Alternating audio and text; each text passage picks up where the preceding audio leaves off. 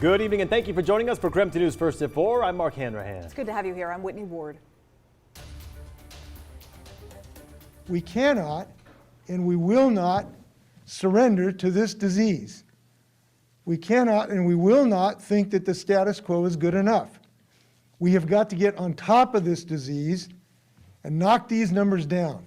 We start tonight with some breaking news. Just about an hour ago, Washington Governor Jay Inslee announcing a new vaccine mandate for large events. The mandate will cover both indoor and outdoor venues. So there will also be a new testing option for unvaccinated people. Our own Ian Smay is joining us live in the studio tonight with more on what this mandate entails. Ian. Mark, Whitney, Governor Inslee announced this afternoon that starting on November 15th, all large events, both indoors and outdoors, will have to require those attending to provide proof of vaccination. They can also allow people in with proof of a negative COVID-19 test. The mandate applies to all indoor events with 1,000 or more people in attendance. For outdoor events, the threshold is 10,000 or more people. Venues can also allow people in if they show proof of a negative COVID-19 test that was taken 72 hours or less before the start of the event. This all goes into effect on November 15th.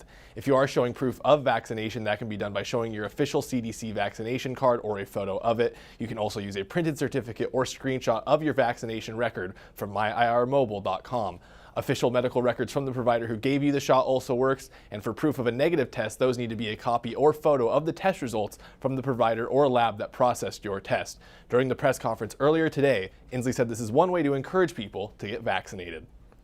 This is yet another step in an ongoing battle with this disease.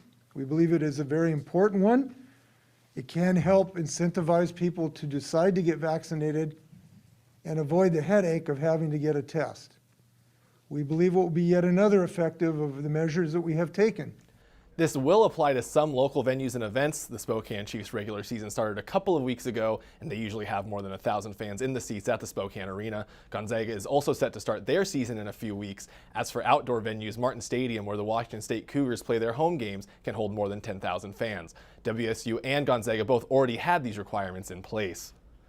Now, these requirements will apply to ticketed or registered events with defined entrances like concerts and sports, but won't apply to religious services or those held on school grounds. The governor's office also said today that Inslee is holding firm on next Monday's vaccine mandate deadline for a number of workers in Washington State. In the newsroom, Ian Smay, KREM 2 News. All right, Ian, thank you very much. And Governor Inslee's announcement also means that large events in downtown Spokane will have more stringent entrance guidelines. Nicole Hernandez joining us now here at the Senate. You talked with a local restaurant about how the strict rules could affect foot traffic at downtown businesses. What have you heard from business owners so far? Yeah, so really not too much concern from business owners at this point. So they're really quite confident at this point. They say that they're see people anyway. So yeah, really not so much concern like we were maybe expecting from this announcement. So not seeming overly concerned, why are they saying that they're fairly confident this isn't going to have a huge impact like it has in the past? Yeah, so they had a lot more nerves going into it that it maybe would have been a bigger mandate that would affect restaurants more specifically, right? So they said that they actually had an event previously at the Spokane Arena that specifically had those similar vaccine mandates to what we're going to be seeing here that's going to be required.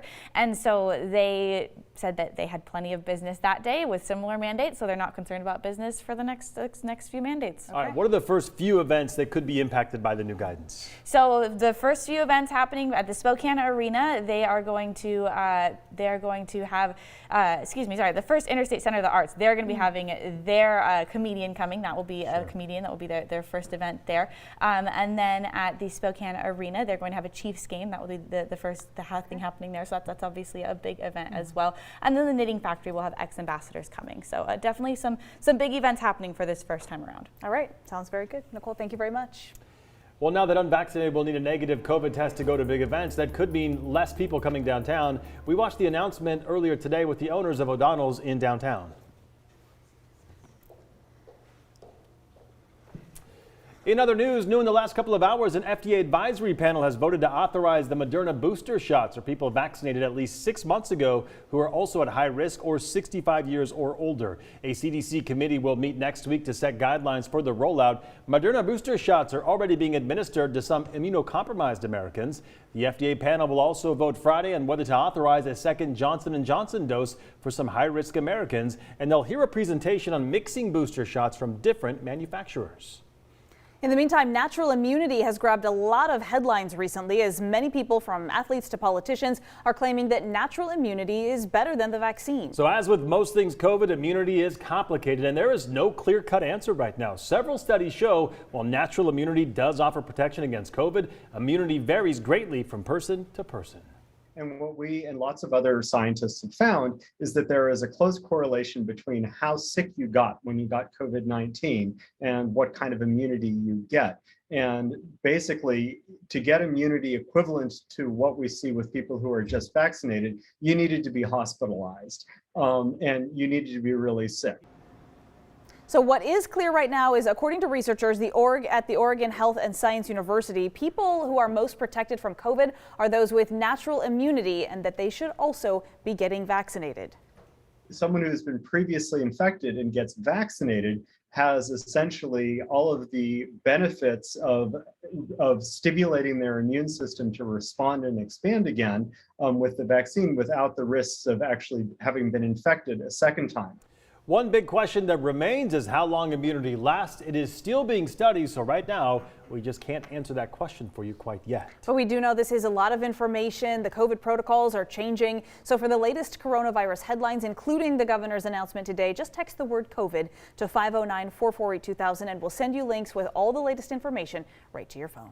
You'll also want to stick around for our second half hour of KREM 2 News First at 4 here. We'll be speaking with Kate Hudson with Visit Spokane about how the governor's announcement today will affect events right here in our town. In the meantime, we want to quickly kind of take a break from the headlines and turn things over to Thomas Patrick as we get ready for the weather, which has changed actually dramatically from what it was just 24 hours ago. Right, Thomas? Yeah, absolutely. I mean, after yesterday morning, we started out with a bit of snowfall across parts of Spokane and the inland northwest. We're kind of transitioning back to what is normal for October weather. It's still quite cloudy out there, and some of us seen a few light sprinkles. I got a few on the South Hill about a couple hours ago. Most of this has kind of migrated over North Idaho. It's kind of on the southern end of Lake Coeur d'Alene at the moment. So if you get a few sprinkles for today or the rest of the day today, just don't be surprised, but it's not going to be much more than that. There's that mostly cloudy skies that we have over downtown Spokane. The trees actually starting to look absolutely beautiful out there, but probably only a couple more days of some peak fall colors because we're starting to see the trees kind of dull out in terms of that color and also starting to see those trees drop a lot of leaves. So we're pretty much at peak as of right now, transitioning to past peak over North Idaho. Temperature wise, we're back up to 50 degrees. That's about it for today, but some much warmer days ahead, including for this weekend. We'll have a complete look at your weekend forecast and when to expect a little bit more of light rainfall coming up in a few minutes. Sounds good, Thomas. Thank you very much. And still to come on KREM 2 News First at 4 tonight, Amazon taking things to the skies here in Spokane. Every single time I see an aircraft launch, I get excited. Coming up, how this move could get packages to your door faster.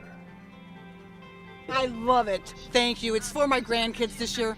And oh, books are so spendy. It is crazy. So thank you so much. Also, we want to thank you for showing up to our big book giveaway. Highlights from our KREM Cares fundraiser next.